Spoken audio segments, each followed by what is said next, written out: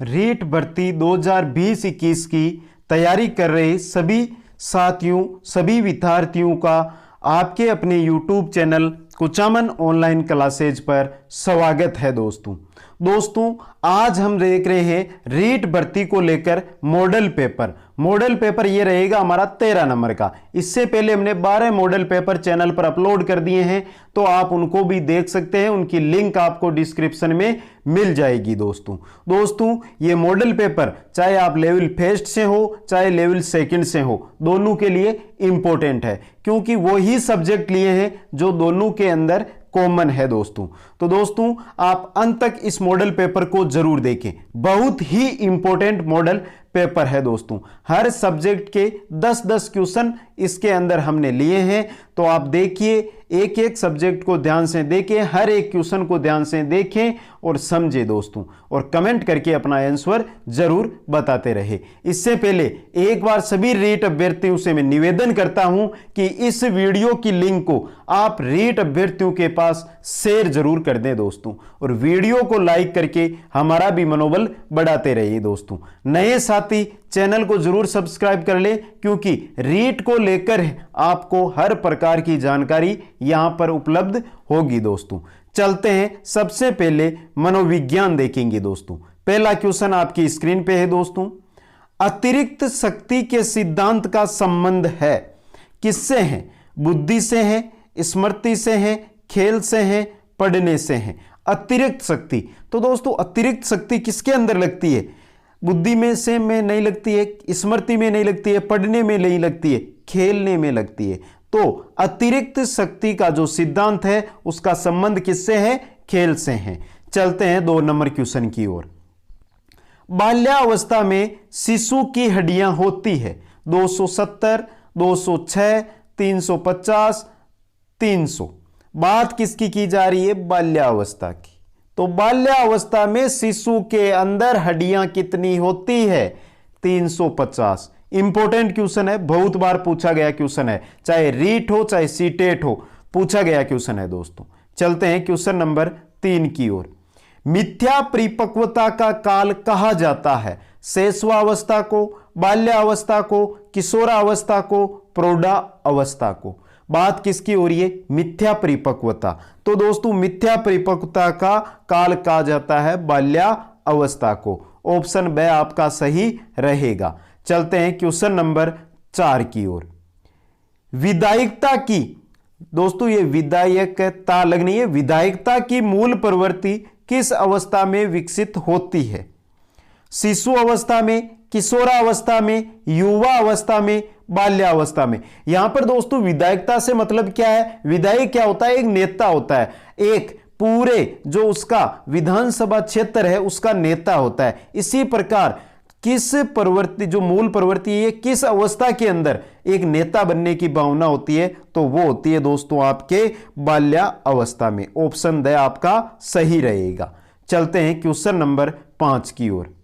बाल्यावस्था प्रतिद्वंदात्मक सामाजिकरण है, किसका कथन है दोस्तों? बाल्यावस्था प्रतिद्वंदात्मक सामाजिकरण है। हरलोक का है, कोलसेनिक का है, किलपेट्रिक का है या रोस का है? किसका है दोस्तों? किलपेट्रिक का। बहुत इंपॉर्टेंट कथन है दोस्तों, रट लो इसको। चलते हैं 6 नंबर क्वेश्चन की ओर। विकास कैसा परिवर्तन है? गुणात्मक, रचनात्मक, नकारात्मक, गणनात्मक। तो विकास जो परिवर्तन होता है, विकास होता है हमारे शरीर में, यह कैसा परिवर्तन होता है दोस्तों? गुणात्मक परिवर्तन होता है। बहुत बार पूछा गया और इंपॉर्टेंट क्वेश्चन है दोस्तों। चलते हैं क्वेश्चन नंबर 7 की ओर। बालक में तर्क, जिज्ञासा और निरीक्षण की शक्तियों का पर्याप्त विकास हो जाता है किस वर्ष में? बात किसकी की जा रही है? तर्क की, जिज्ञासा की और निरीक्षण, इन शक्तियों का जो विकास, पर्याप्त विकास किस वर्ष में हो जाता है बालक के अंदर? तो दोस्तों 9 वर्ष, 10 वर्ष, 11 वर्ष या 12 वर्ष? तो किस वर्ष? 11 वर्ष में दोस्तों। ऑप्शन से आपका सही रहेगा। चलते हैं क्वेश्चन नंबर 8 की ओर।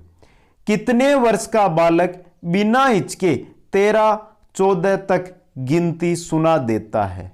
बात हो रही है 1 2 3 4 5 6 7 8 9 10 11 12 13 14, तो 13 14 तक गिनती कितने वर्ष का बालक बिना हिचके यानी डरे नहीं, जैसे मैंने बोली है ना अभी, इसी प्रकार सुना सकता है। 5 वर्ष, 6 वर्ष, 9 वर्ष या 8 वर्ष। तो 6 वर्ष का जो बालक होता है वो 13 14 तक की गिनती बिना हिचके सुना सकता है। चलते हैं क्वेश्चन नंबर 9 की ओर। किस माह में बालक अपनी मां को पहचानने लगता है? कितने माह का बालक अपनी मां को पहचानने लगता है? 5वें माह में, दूसरे माह में, पहले माह में, तीसरे माह में? तो दोस्तों तीसरे माह के अंदर बालक अपनी मां को पहचानने लगे जाता है। चलते हैं क्वेश्चन नंबर 10 की ओर। संवेग व्यक्ति की उत्तेजित दशा है। किसने कहा था? संवेग है जो व्यक्ति की उत्तेजित दशा है, ये किसने कहा था? रोस ने, वुडवर्थ ने, स्किनर ने, थोरनडाइक ने। तो दोस्तों ये किसने कहा था? वुडवर्थ ने। ऑप्शन ब है वो आपका सही रहेगा। ये थे आपके 10 मनोविज्ञान, शिक्षा मनोविज्ञान, साइकोलॉजी के क्वेश्चन। ये कैसे लगे आप साथ में कमेंट जरूर कर दें। अब आगे हम देखेंगे हिंदी के क्वेश्चन। चलते हैं 11 नंबर क्वेश्चन की ओर।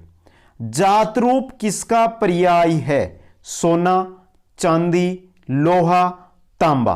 बात किसकी की जा रही है? जातरूप की। तो जातरूप है वो किसका पर्यायवाची है? किसका है दोस्तों? सोने का। जातरूप सोना का पर्यायवाची होता है। चलते हैं क्वेश्चन नंबर 12 की ओर।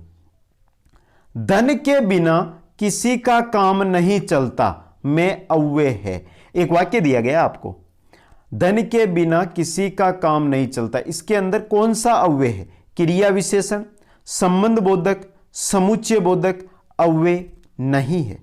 तो दोस्तों इसके अंदर आपको एक संबंध दर्शाया गया है। धन के बिना, धन के बिना किसी का काम नहीं चलता, एक संबंध चलता है। तो कौन सा है? संबंध बोधक अव्यय है दोस्तों। चलते हैं 13 नंबर क्वेश्चन की ओर। वह गाता है किस प्रकार की क्रिया है? अकर्मक, सकर्मक, द्विकर्मक, भाववाचक। वह गाता है, तो दोस्तों ये तो सकर्मक है। ऑप्शन ब आपका सही रहेगा। वह गाता है के अंदर कौन सी क्रिया है? सकर्मक क्रिया है दोस्तों। चलते हैं 14 नंबर क्वेश्चन की ओर। बिजली किस प्रकार की संज्ञा है? व्यक्तिवाचक, जातिवाचक, भाववाचक, द्रव्यवाचक। बिजली है, बिजली है जो किस प्रकार की संज्ञा है दोस्तों? बिजली एक जातिवाचक संज्ञा होती है दोस्तों। ऑप्शन ब है वो आपका यहां पर क्या रहेगा? सही रहेगा। जो बिजली है ये कैसी संज्ञा है? जातिवाचक संज्ञा है। चलते हैं 15 नंबर क्वेश्चन की ओर। मेरा कुत्ता काला है, में काला किस प्रकार का विशेषण है? मेरा कुत्ता काला है के अंदर काला है वो किस प्रकार का विशेषण है? विशेष्य विशेषण, प्रविशेषण, विधेय विशेषण, कोई नहीं। तो दोस्तों बात किसकी की जा रही है? काला की। काला क्या है? कुत्ता है। तो ये क्या है आपका? विधेय विशेषण है दोस्तों। ऑप्शन है आपका सही रहेगा। चलते हैं 16 नंबर क्वेश्चन की ओर। अंबक, अंबक किसका पर्यायवाची है? आकाश का, आंक का, आंगन का, पाताल का। अब दोस्तों अंबक, यहां पर अंबर नहीं है दोस्तों, अंबक है। तो अंबक किसका पर्यायवाची होता है दोस्तों? अंबक होता है आंक का। ऑप्शन ब आपका सही रहेगा। चलते हैं 17 नंबर क्वेश्चन की ओर। नारायण शब्द का संधि विच्छेद है। बहुत अच्छा क्वेश्चन है। नर प्लस आयन, नरा प्लस आयन, नार प्लस अयन, नरा प्लस अयन। तो नारायण शब्द का संधि विच्छेद होगा। तो दोस्तों नारायण, जो नारायण है इसका सही संधि विच्छेद होगा वो होगा दोस्तों नार प्लस अयन। ऑप्शन है आपका सही रहेगा दोस्तों। अब आगे हम देखेंगे 3 क्वेश्चन हिंदी की शिक्षण विधियों से। दोस्तों जो हिंदी हमने यहां पर ली है ये भाषा के रूप में है। हिंदी और संस्कृत 2 सब्जेक्ट लिए हैं, दोनों भाषाओं के रूप में लिए हैं। जल्दी आपको इंग्लिश के भी, जो अंग्रेजी है उसका भी आपको मॉडल पेपर मिल जाएगा दोस्तों। तो 18 नंबर क्वेश्चन देखते हैं हम। इकाई विधि के सोपान है? 6 है, 7 है, 8 है या 5 है? बात किसकी की जा रही? इकाई विधि। तो इकाई विधि के सोपान कितने होते हैं दोस्तों? 6 होते हैं। सभी ने पढ़ रखे होंगे। चलते हैं क्वेश्चन नंबर 19 की ओर। 19 नंबर क्वेश्चन है, शिक्षण व्यवस्था के सभी पक्षों के व्यवहारिक रूप का आलेख ही पाठ योजना है, उक्त परिभाषा दी। तो यह परिभाषा किसने दी, ध्यान से पढ़ो दोस्तों। शिक्षण व्यवस्था के सभी पक्षों के व्यवहारिक रूप का आलेख ही पाठ योजना है, यह परिभाषा किसने दी? बोसिंग ने, डेविड ने, बाइनिंग एवं बाल ने या हर्बर्ट ने? तो दोस्तों यह परिभाषा किसने दी थी? डेविड ने दी थी दोस्तों। ऑप्शन बी आपका सही रहेगा। चलते हैं 20 नंबर क्वेश्चन की ओर, और हिंदी का अंतिम क्वेश्चन है हमारा। बालक की प्रकृति के अनुकूल विचार विनिमय का श्रेष्ठतम संसाधन है। बात हो रही है बालक की प्रकृति के अनुकूल, मातृभाषा है, राजभाषा है, विदेशी भाषा है या सभी है ये? तो दोस्तों बात हो रही है बालक की प्रकृति के अनुकूल विचार विनिमय का श्रेष्ठतम साधन, तो कौन सी होगी? वो मातृभाषा होगी दोस्तों आपकी। ऑप्शन ए आपका सही रहेगा। तो दोस्तों ये थे हमारे हिंदी के 10 क्वेश्चन। मनोविज्ञान और हिंदी देख ली, आगे हम देखते हैं संस्कृत। संस्कृत के पहला क्वेश्चन है आपका, सर्वे गुणा, खाली जगह दी गई है, आश्रयंती, निधनम, कांचनम, सौंदर्यम, ज्ञानम। सर्वे गुणा आश्रयंती। तो दोस्तों सर्वे गुणा कांचनम आश्रयंती, ऑप्शन बी आपका सही रहेगा। चलते हैं क्वेश्चन नंबर 22 की ओर। स तंडुलेन ओदनम पचति वाक्यमिदम संशोधित है।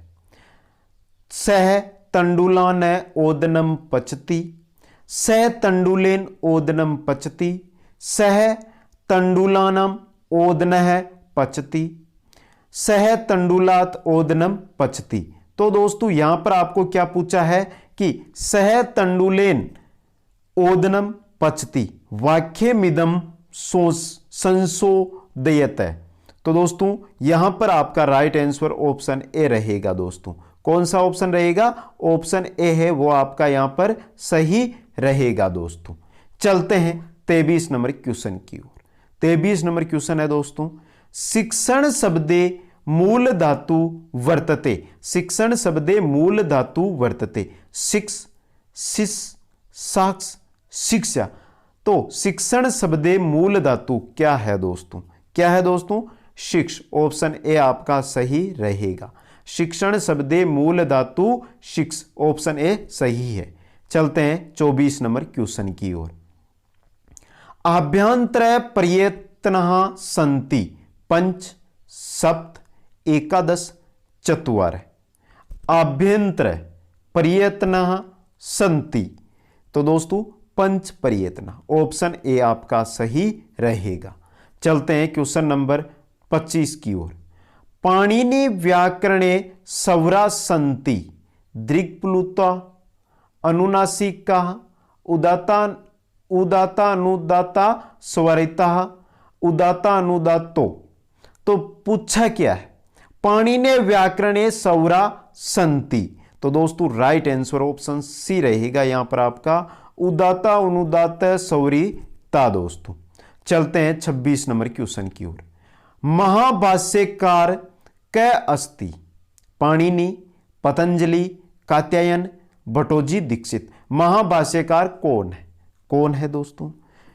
पतंजलि। ऑप्शन बी आपका सही रहेगा दोस्तों। अगर संस्कृत की मैं जो लैंग्वेज पढ़ रहा हूं, भाषा पढ़ रहा हूं, उसके अंदर कुछ त्रुटि हो जाती है तो उसके लिए मैं आपसे क्षमा चाहता हूं, क्योंकि दोस्तों संस्कृत जो लैंग्वेज है वो थोड़ी सी मेरे को कठिन सी लगती है, इस वजह से इसके लिए मैं आपसे माफी चाहता हूं। फिर भी मैं प्रयास करूंगा कि आपको हर एक चीज बताने का।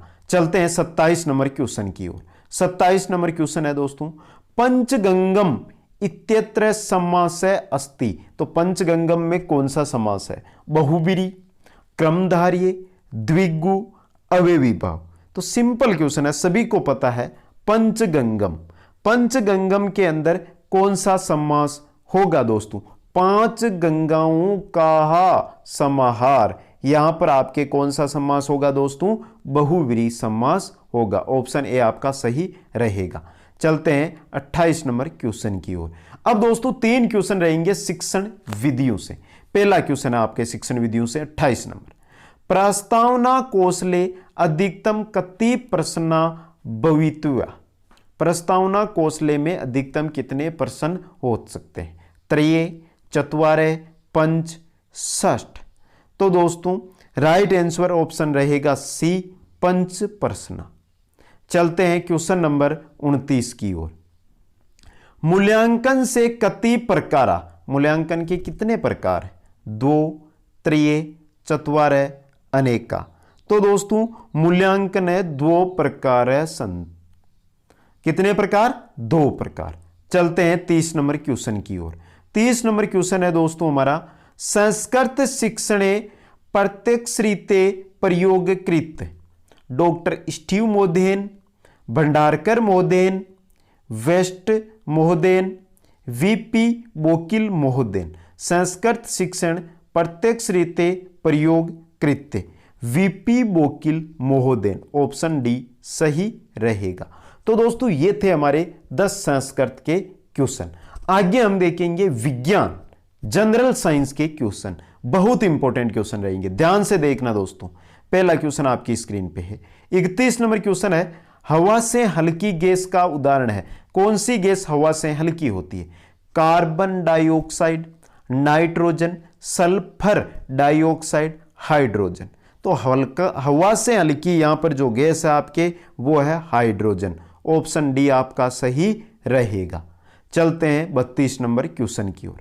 हवा से भारी गैस का नाम बताइए।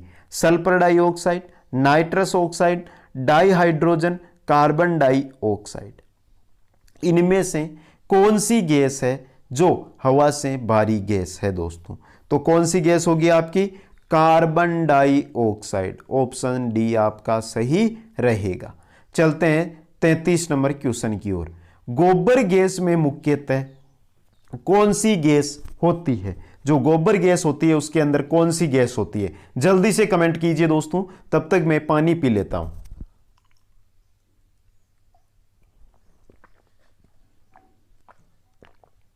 तो दोस्तों बात हो रही है गोबर गैस की। गोबर गैस के अंदर कौन सी गैस होती है? Methane, methane, propane, butane, exchange. यहां पर दोस्तों मिथुन नहीं है, मेथेन है। क्या है? मेथेन। तो दोस्तों गोबर गैस के अंदर कौन सी गैस होती है? Methane gas. चलते हैं क्वेश्चन नंबर 34 की ओर। कुकिंग गैस में कौन सी गैस होती है? Propane, butane, hexane, propane, butane, कोई नहीं। कुकिंग गैस, तो दोस्तों कुकिंग गैस के अंदर होती है प्रोपेन, ब्यूटेन। ऑप्शन सी आपका सही रहेगा। चलते हैं 35 नंबर क्वेश्चन की ओर। चमकने वाला और माचिसों में प्रयुक्त होने वाला पदार्थ है सल्फर, क्लोरीन, लोहा, फास्फोरस। एक तो चमकता है और एक जो माचिसों में प्रयुक्त होता है जिसको हम रगड़ कर तिल्ली को जलाते हैं, वो कौन सा पदार्थ है? फास्फोरस। ऑप्शन डी आपका सही रहेगा। चलते हैं क्वेश्चन नंबर 36 की ओर।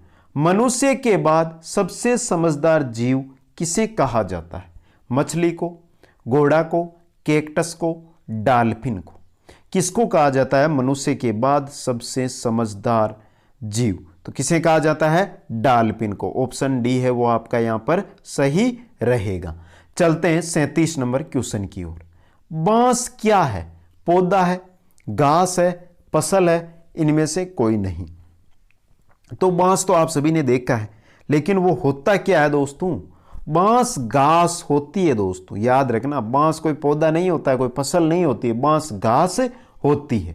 चलते हैं 38 नंबर क्वेश्चन की ओर। फलों को पकाने के लिए किस गैस का प्रयोग किया जाता है? Acetylene, hydrogen, oxygen, neon. बात हो रही है कि फल है उनको पकाना है, तो किस गैस का प्रयोग करोगे आप? एसिटिलीन का। ऑप्शन ए आपका सही रहेगा। चलते हैं 39 नंबर क्वेश्चन की ओर। गलगंड नामक रोग किसकी कमी से होता है? लोहे की, प्रोटीन की, विटामिन की, आयोडीन की। बात हो रही है गलगंड। तो गलगंड जो रोग है वो दोस्तों आयोडीन की कमी की वजह से होता है। किसकी वजह से? आयोडीन की कमी से गलगंड रोग होता है। चलते हैं 40 नंबर क्वेश्चन की ओर। जीवाश्मों की आयु निर्धारित करने के लिए कौन सी विधि अपनाई जाती है? कार्बन डेटिंग विधि, कार्बन 14 विधि, जीवाश्म ईंधन, इनमें से कोई नहीं। तो बात किसकी हो रही है? बात हो रही है जीवाश्मों की हमें आयु निर्धारण करनी है, तो इसके लिए हम जो विधि अपनाएंगे वो है कार्बन डेटिंग विधि। तो दोस्तों ये क्वेश्चन थे हमारे जनरल साइंस विज्ञान के क्वेश्चन। अब आगे हम देखेंगे गणित के क्वेश्चन, और गणित के बाद में हम देखेंगे एसएसटी के क्वेश्चन। तो बने रहिए वीडियो पर, देखते हैं गणित के क्वेश्चन। और दोस्तों गणित के क्वेश्चनों के अंदर मैं आपको एक छोटी सी ट्रिक है या छोटा सा आपको एक तरीका बता दूंगा जिससे आप आंसर निकाल लें। और फिर भी आपको आंसर में कुछ दिक्कत आए तो आप कमेंट कर देना कमेंट बॉक्स के अंदर, मैं उसका सॉल्यूशन आपको जरूर देने का प्रयास करूंगा। दोस्तों चलते हैं 41 नंबर क्वेश्चन की ओर। पहला ही क्वेश्चन, सिंपल क्वेश्चन। यदि 20 व्यक्ति किसी कार्य को 20 दिन में समाप्त करें तो 25 व्यक्ति इस कार्य को कितने दिन में समाप्त करेंगे? बात हो रही है 20 व्यक्तियों की। 20 व्यक्ति किसी कार्य को 20 दिन में समाप्त करते हैं तो एक व्यक्ति उस कार्य को कितने दिन में समाप्त करेगा? दोस्तों तो 20 × 20, तो 25 व्यक्ति उस कार्य को कितने दिन में समाप्त करेंगे? 20 × 20 बटा 25। दोस्तों 5 से ये 4 बार कट गया, 5 से ये कितने बार कट गया? 5 बार। 5 से ये कितने बार कट गया दोस्तों? आपके 4 बार। तो 4 × 4 कितने दिनों में? 16 दिन में। तो 25 व्यक्ति उस कार्य को 16 दिन में समाप्त करेंगे। चलते हैं 42 नंबर क्वेश्चन की ओर। यदि वार्षिक चक्रवृद्धि ब्याज की दर से 500 रुपए 2 वर्ष में 583.20 रुपए हो जाते हैं तो वार्षिक ब्याज की दर क्या होगी? अब दोस्तों यहां पे मैं आपको सूत्र बता देता हूं, आप मान रख लेना, बहुत सिंपल क्वेश्चन है, हो जाएगा। सूत्र क्या है दोस्तों? सूत्र आपका रहेगा मिश्र धन। क्या रहेगा? मिश्र धन बराबर मूलधन इंटू 1 प्लस दर बटा 100 घात में समय या टाइम। यहां पर आपको दर की जगह x रख लेना है दोस्तों, दर की जगह x रख लेना है। मिश्र धन आपके हो जाएगा 583.20 रुपए, मूलधन हो जाएगा 500 रुपए, समय हो जाएगा आपके 2 वर्ष। तो आप इसको सॉल्यूशन करोगे तो आपके 42 नंबर क्वेश्चन है, इसका राइट आंसर आ जाएगा, आपकी दर आएगी 8%। चलते हैं क्वेश्चन नंबर 43 की ओर। 43 नंबर क्वेश्चन बहुत सिंपल क्वेश्चन है दोस्तों, पहले वाला क्वेश्चन है उसका डिटो ही क्वेश्चन है। 8,000 रुपए का 10% की दर से 3/2 वर्ष का चक्रवर्ती ब्याज ज्ञात करो जबकि ब्याज प्रति 6 माही दे हो। तो दोस्तों इस क्वेश्चन में एक सिंपल तरीका बता दूं, एक ट्रिक बता दूं जिससे आपके क्वेश्चन का आंसर जल्दी आ जाएगा। इसमें आपको क्या करना है, दर है उसको तो आधा कर लेना है, दर को तो क्या करना है? आधा करना है। मतलब आपको दर दी हुई है 10%, तो 10% की आधी कितनी हो जाएगी? 5%। और समय है, इसको क्या करना है आपको? समय को क्या करना है? दुगुना। अब आपको समय कितना दिया हुआ है यहाँ पर? 3/2। 3/2 को दुगुना करोगे तो कितना हो जाएगा? 3 वर्ष। ये कर दो और जो मैंने सूत्र बताया था उसमें रख दो, आपको आ जाएगा। अब दोस्तों जो मैंने सूत्र बताया था वो बताया था आपको मिश्र धन का।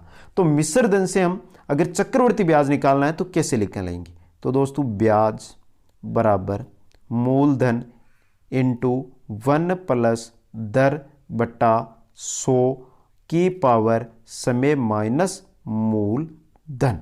यह है आपके ब्याज निकालने का सूत्र।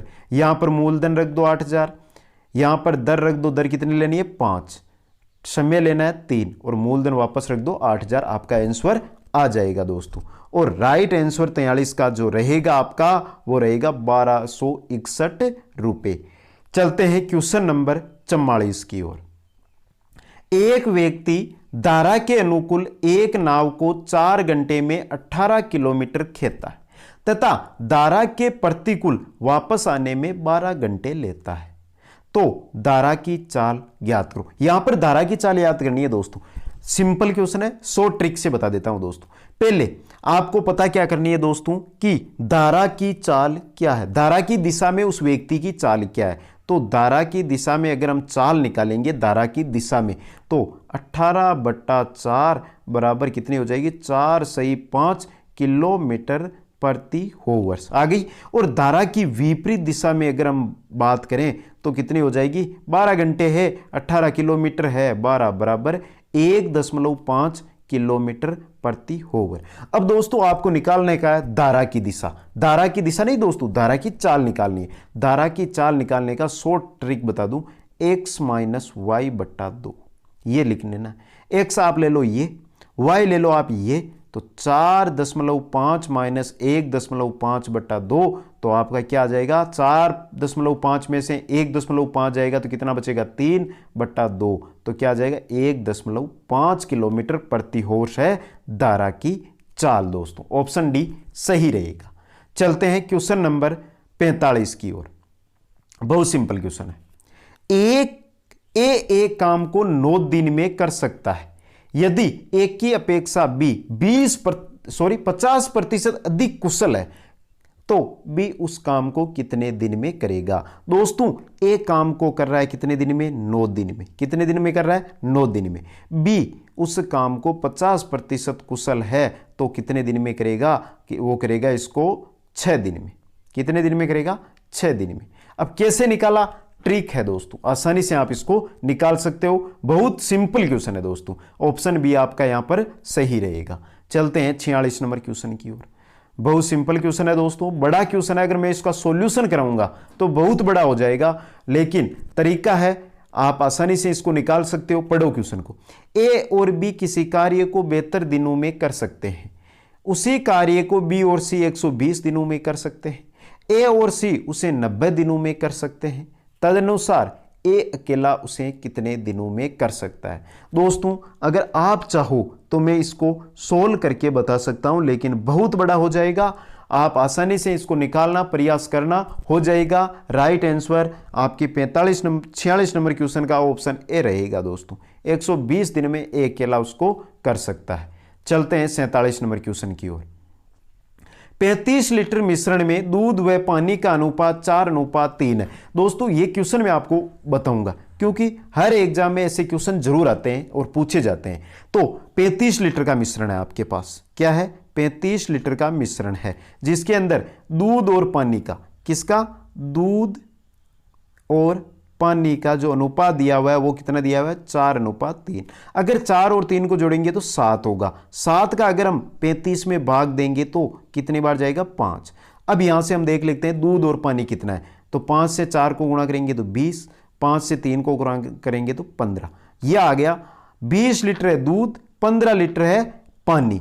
यह है आपके 35 लीटर के मिश्रण में दूध और पानी। अब बात करते हैं कि क्या दिया हुआ है, कितना लीटर दूध और डाला जाए कि ताकि मिश्रण में दूध व पानी का अनुपात 2:1 हो जाए। अब कितना दूध डालें इसके अंदर कि जो अनुपात है वो 2:1 हो जाए। तो दोस्तों हमें यहां पर आया हुआ है 20:15 हमारे पास है। अब हमें पानी है उसको तो उतना ही रखना है और दूध को बढ़ाना। अब कितना बढ़ाएं कि ये अनुपात है जो 2:1 में हो जाए। तो 15 का दुगुना होगा 30, और 20 के अंदर हम 10 लीटर पानी और डालेंगे तो ये हो जाएगा 30। 30:15 का अनुपात कितना होगा, 1:2 होगा। तो कितना लीटर डालना होगा, 10 लीटर पानी और डालना होगा।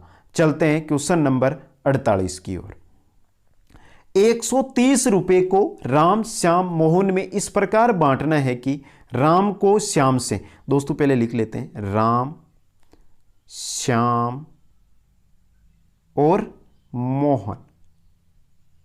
राम, श्याम और मोहन, राम, श्याम और मोहन बांटना है कि राम को श्याम से 20 रुपए, यानी 20 रुपए इससे इसको अधिक मिलने हैं दोस्तों, और श्याम को मोहन से इसको अधिक मिलने 10 रुपए।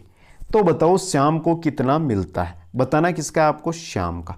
अब दोस्तों यहां पर 4 ऑप्शन दिए हैं, 45, 40, 23, 67। 2 ऑप्शन हटा दो।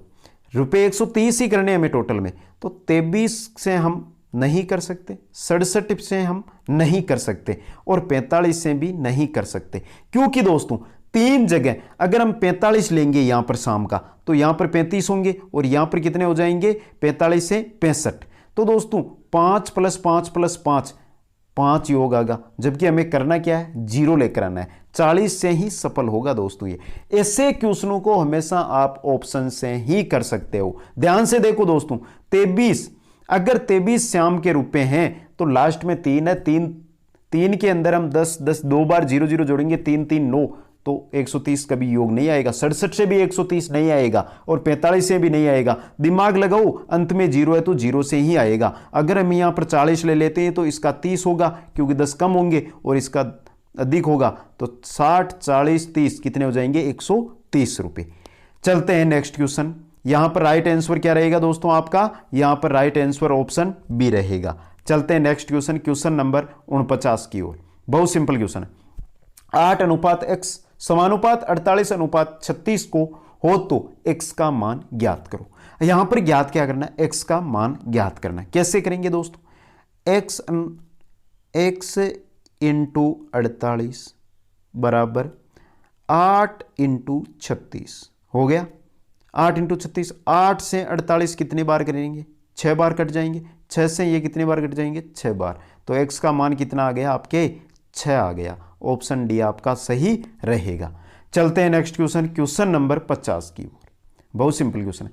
वह कौन सी संख्या है जिसे 4 10 12 24 में प्रत्येक के साथ योग करने पे प्राप्त संख्याएं समानुपात होती है।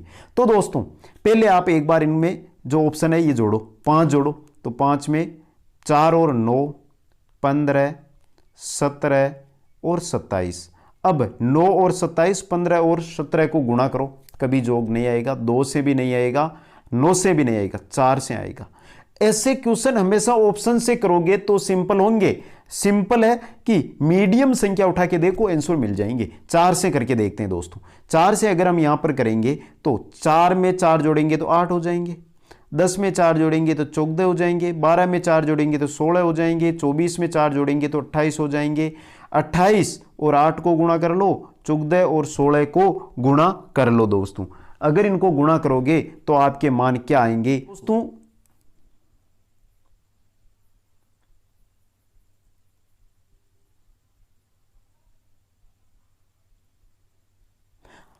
तो दोस्तों अगर हम 14 और 16 इनको हम गुणा करते हैं, तो 14 और 16 को गुणा करते हैं तो 16 160, 160 में अगर 64 को जोड़ेंगे तो कितना मान आएगा, 224 आएगा। कितना आएगा, 224 मान आएगा। और इसको भी गुणा कर लो, 224 आएगा। तो 4 से ये क्या हो जाएगी, समानुपात हो जाएगी। चलते हैं क्वेश्चन नंबर 51 की ओर। अब दोस्तों आगे हम देखेंगे एसएसटी के क्वेश्चन। एसएसटी के 10 क्वेश्चन देखेंगे, तो जल्दी से आप देखिए। और दोस्तों अभी तक लाइक और शेयर नहीं किया है तो लाइक और शेयर कर दो, तहलका मचा दो, रीट के अभ्यर्थियों के पास ये वीडियो पहुंचा दो दोस्तों। अब की बार रीट पार, मेरा मकसद एक ही है, हर एक साथी रीट की तैयारी कर रहा है वो इस पेपर को जरूर देखें। अजमेर का राजस्थान में विलय हुआ था 1947, 1949, 1950, 1956। बात हो रही है अजमेर की। तो दोस्तों अजमेर का विलय हुआ था 1956 के अंदर। कब हुआ था, 1956 में। चलते हैं क्वेश्चन नंबर 52 की ओर। साधु सीताराम दास किस कृषक आंदोलन से संबंधित था, बिजोलिया, शेखावाटी, सीकर, बूंदी। बात किसकी हो रही है, साधु सीताराम दास की। तो किस कृषक आंदोलन से संबंधित था, बिजोलिया से। ऑप्शन ए आपका सही रहेगा। चलते हैं 53 नंबर क्वेश्चन की ओर। 1572-73 ईस्वी में अकबर ने जोधपुर किसको सुपुर्द किया था, मोटा राजा उदय सिंह को, बीकानेर के राय सिंह को, आमेर के मान सिंह को, मालदेव को। तो दोस्तों बात हो रही है 1572-73 की। तो 1572-73 में राय सिंह को सुपुर्द किया था जोधपुर अकबर ने। ऑप्शन बी आपका सही रहेगा। चलते हैं क्वेश्चन नंबर 54 की ओर। अलाउद्दीन खिलजी की निम्नांकित विधियों को कालानुक्रमानुसार व्यवस्थित कीजिए। दोस्तों ये डिट्टो क्वेश्चन कल हमारी क्विज के अंदर था, चौहानों के जो इतिहास हम पढ़ रहे थे उसके अंदर था। रात 9 बजे से हमारी राजस्थान जीके की जो क्विज रहती है उसमें जरूर भाग लें आप सभी साथी। रणथंबोर, जालोर, चित्तौड़ और सिवाना, इनको काल क्रम के अनुसार व्यवस्थित करना है। तो दोस्तों यहां पर जो आपके सही आंसर रहेगा 54 का, वो रहेगा ऑप्शन आपके बी ऑप्शन। तो दोस्तों एक नंबर रहेगा आपके ये, 2 नंबर, 3 नंबर और 4 नंबर, यह है काल क्रम दोस्तों। अब चलते हैं आगे नेक्स्ट क्वेश्चन, क्वेश्चन नंबर 55 की ओर। निम्नांकित में से किस इतिहासवेदा ने कालीबंगा को सिंधु घाटी साम्राज्य की तृतीय राजधानी कहा? जी.एच. ओझा ने, श्यामल दास ने, दशरथ शर्मा ने, दयाराम साहनी ने। तो किसने कहा था? दशरथ शर्मा ने कहा था कालीबंगा को सिंधु घाटी साम्राज्य की तृतीय राजधानी। चलते हैं 56 नंबर क्वेश्चन की ओर। तुंगभद्रा परियोजना का संबंध किन राज्यों से है? ये एक राजस्थान से बाहर का क्वेश्चन लिया है मैंने। आंध्र प्रदेश व कर्नाटक, तमिलनाडु व केरल, आंध्र प्रदेश व तमिलनाडु, उक्त में से कोई नहीं। जो तुंगभद्रा परियोजना है उसका संबंध किन राज्यों से है? आंध्र प्रदेश और कर्नाटक से दोस्तों। ऑप्शन ए आपका सही रहेगा। चलते हैं 57 नंबर क्वेश्चन की ओर। निम्नलिखित को सुमेलित कीजिए। इनमें से आपको सुमेलित करके जो कोट दिए गए हैं 4, इनमें से सही आंसर आपको बताना है। मार्बल की किस्म दी गई है और प्राप्ति का स्थान दिया गया है। हरा मार्बल, पीला मार्बल, नीला मार्बल, सफेद मार्बल। अब दोस्तों सफेद मार्बल तो सबको पता है मकराना में ही मिलता है। जैसलमेर, देसूरी, पाली, मकराना, नागौर, ऋषभदेव, केसरिया जी, उदयपुर। तो दोस्तों यहां पर एक बार आप मिलान कीजिए, चौथा द तो 3 में मिलेगा। आप बता दो जल्दी से आंसर ए और सी में से क्या रहेगा, क्योंकि सफेद मार्बल ताजमहल बना हुआ है, सभी को पता है मकराना में निकलता है। तो दोस्तों, और मैं इसलिए बता रहा हूं क्योंकि मैं भी मकराना तहसील का निवासी हूं दोस्तों।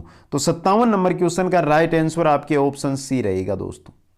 क्या रहेगा? हरा मार्बल ऋषभदेव, केसरिया जी, उदयपुर के अंदर निकलता है दोस्तों। बात करते हैं पीला मार्बल, तो पीला मार्बल जैसलमेर में निकलता है, जैसलमेर वासियों को पता है। नीला मार्बल कहां निकलता है? देसूरी, पाली के अंदर, पाली वालों को पता है। और सफेद मार्बल तो बता ही दिया मैंने, मकराना, नागौर में। चलते हैं 58 नंबर क्वेश्चन की ओर। डिग्गी मालपुरा के कल्याण जी मंदिर को मुस्लिम धर्मावलंबी किस नाम से पुकारते हैं? पीर मस्तान, श्याम बाबा, कलह पीर, गुलाब कलंदर। तो दोस्तों बात किसकी हो रही है? डिग्गी मालपुरा के जो कल्याण जी का मंदिर है उसको मुस्लिम धर्मावलंबी है वो किस नाम से पुकारते हैं? कलह पीर के नाम से। चलते हैं 59 नंबर क्वेश्चन की ओर।